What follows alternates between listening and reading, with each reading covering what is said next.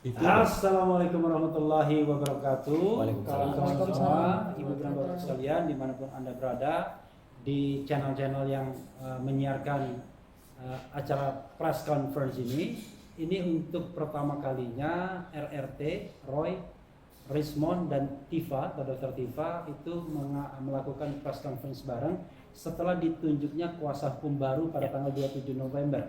Nanti akan diperkenalkan kuasa hukum barunya dan tujuannya apa, dan apakah kemudian menggantikan kuasa hukum yang lama, nanti kita akan sampaikan.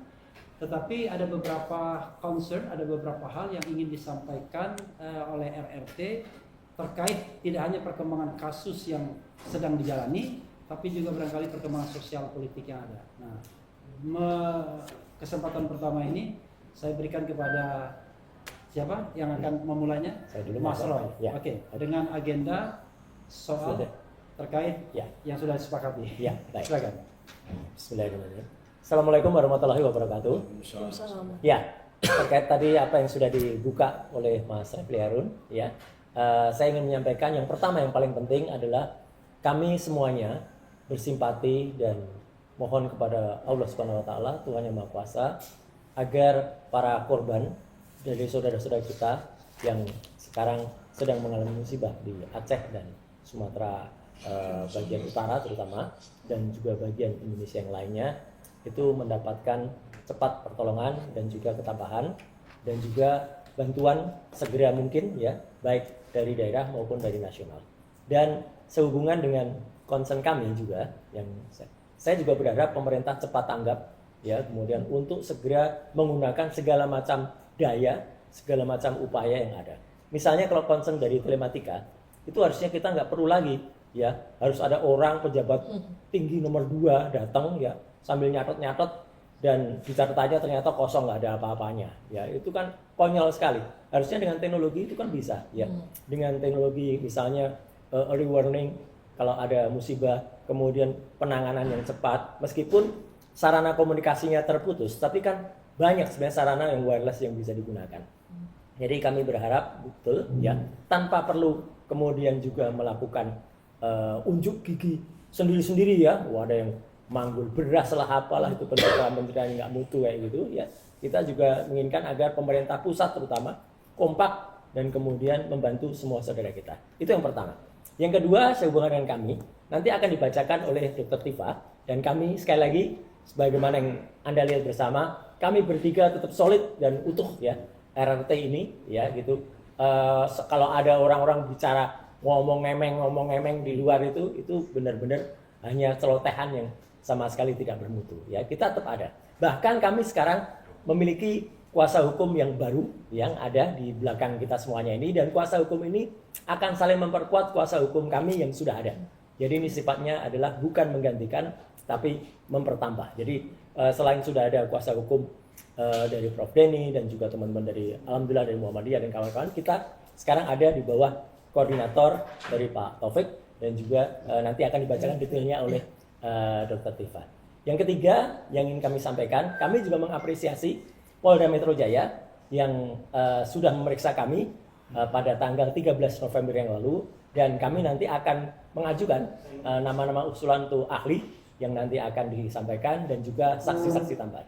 Saya kira secara global dari saya itu akan diteruskan secara detail oleh sahabat kita bertiga, yang kemudian kita ini sebagai prinsipal dari kuasa hukum ini yang sekarang, kita ingin menyampaikan detailnya dan juga akan disampaikan oleh Dr. Tifa. Silakan, Dok.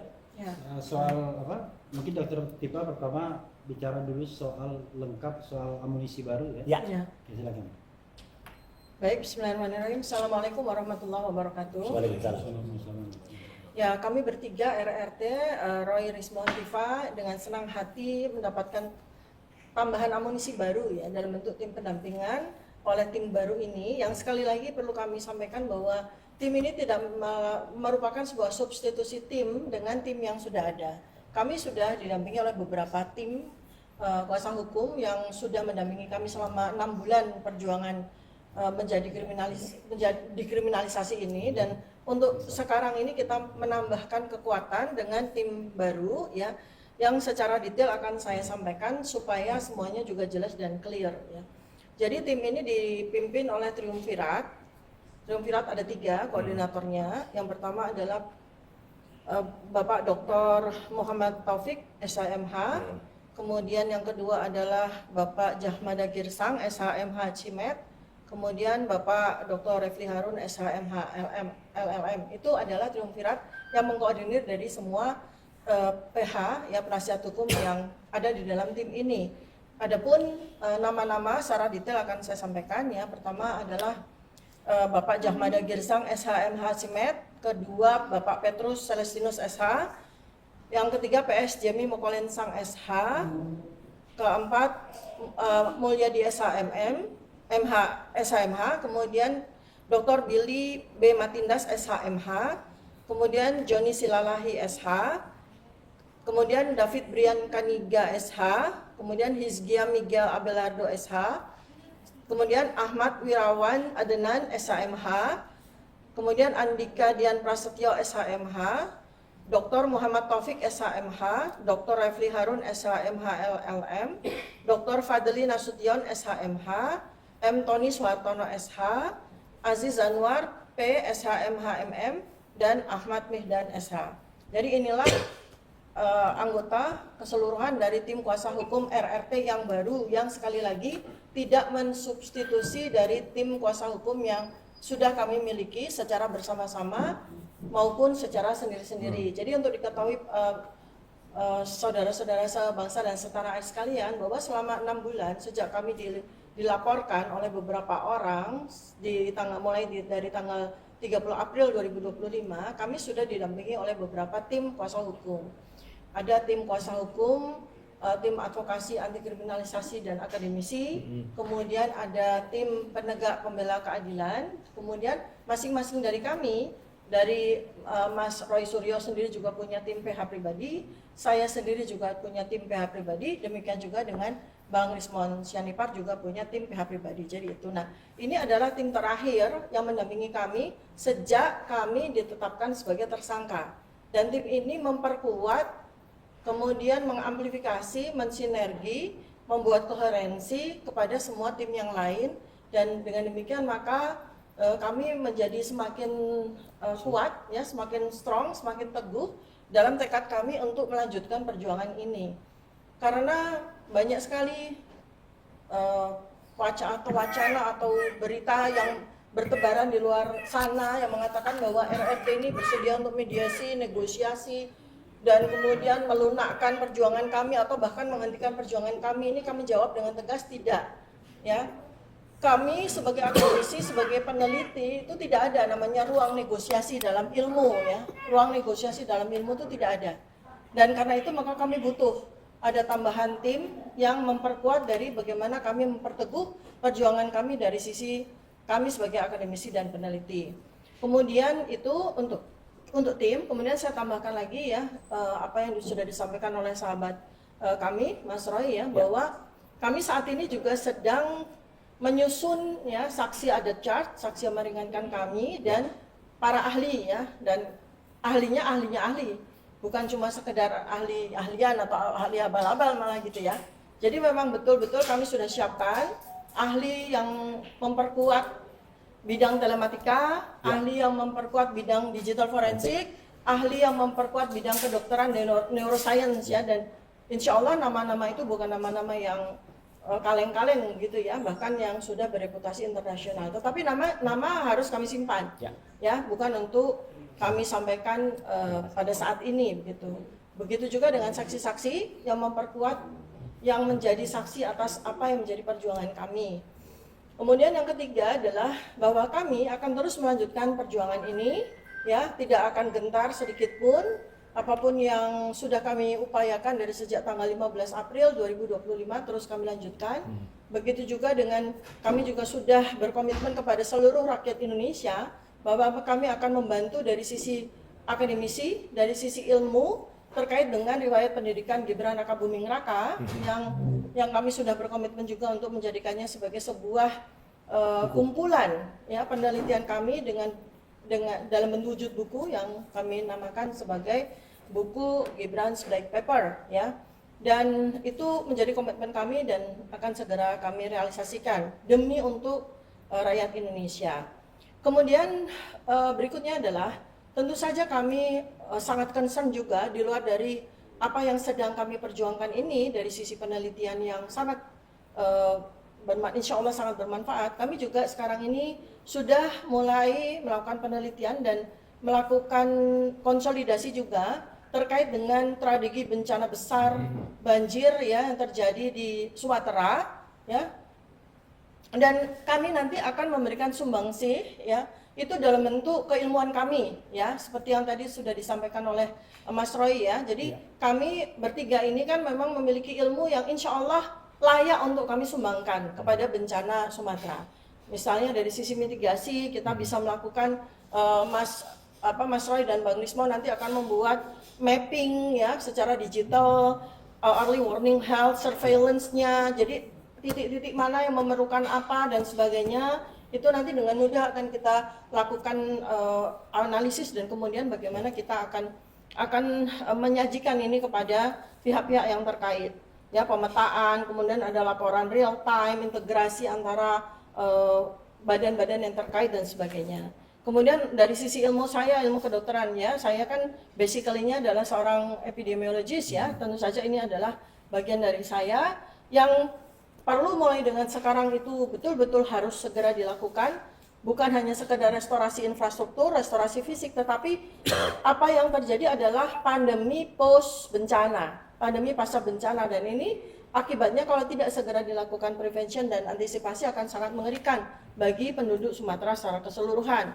Jadi tidak hanya sekedar bahan bantuan dalam bentuk makanan atau sembako, tetapi yang lebih dari itu sekarang ini bagaimana kita bisa melakukan mapping terhadap potensi-potensi penyakit ya endemis maupun pandemis yang pasti akan sangat berbahaya, dan itu menjadi bagian dari kontribusi kami. Dan insya Allah kami segera bersinergi dengan beberapa pihak yang saat ini sudah bekerja langsung di lapangan. Dan insya Allah ya kami ya kita berkomitmen ya RRT akan berkomitmen untuk menggunakan ya mendayagunakan ilmu yang kami miliki untuk membantu bencana Sumatera supaya segera bisa terrecovery. Demikian yang bisa saya sampaikan. Saya lanjutkan kepada sahabat kita Bang Rismon Syanipar, silakan. Ya, saya menambahi ya dari semua yang telah dijelaskan. Memang terkait dengan bencana di Sumatera ini saya sangat prihatin ya. Kami sangat prihatin betapa seorang Presiden Prabowo Subianto tidak mendapatkan informasi yang akurat.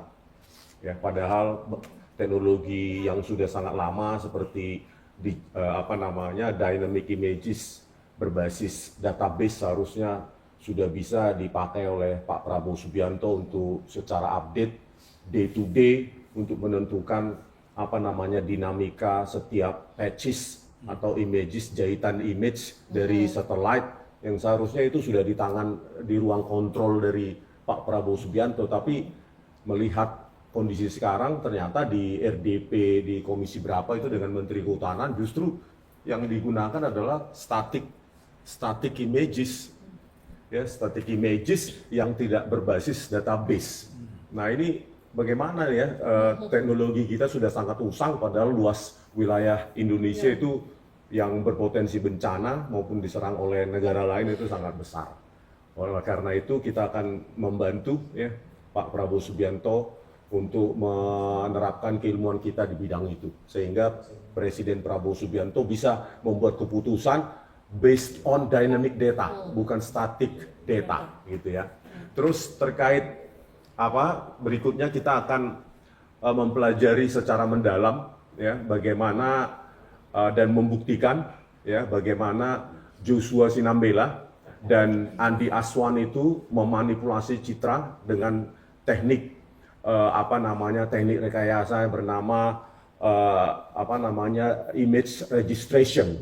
Nah, di situ mereka merekayasa dan menipu publik dengan mengatakan bahwa apa yang mereka lakukan bukan hasil registrasi citra tetapi hasil scan ijazah asli Joko Widodo. Itu menipu publik dan kami juga akan kaji secara mendalam ya bagaimana manipulasi dengan cara memanipulasi kontras dari image sehingga menimbulkan warna-warna atau distorsi warna baru seperti yang ditampilkan oleh Joshua Sinambela, sehingga seolah-olah lintasan stempel yang mereka akui dari hasil scan ijazah asli itu adalah warna inherent.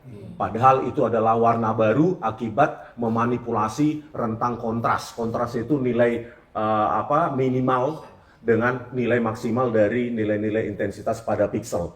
Ya, saya sudah lakukan itu, saya sudah praktekkan, dan kita akan kaji dan kita akan bantu siapapun yang melaporkan, apakah RRT atau pihak lain, sehingga kepolisian teryakinkan untuk menerima laporan tersebut bahwa telah dilakukan rekayasa oleh setidaknya 2 orang atau mungkin tim lain di belakang mereka, yaitu Andi Aswan dan Joshua Sinambela.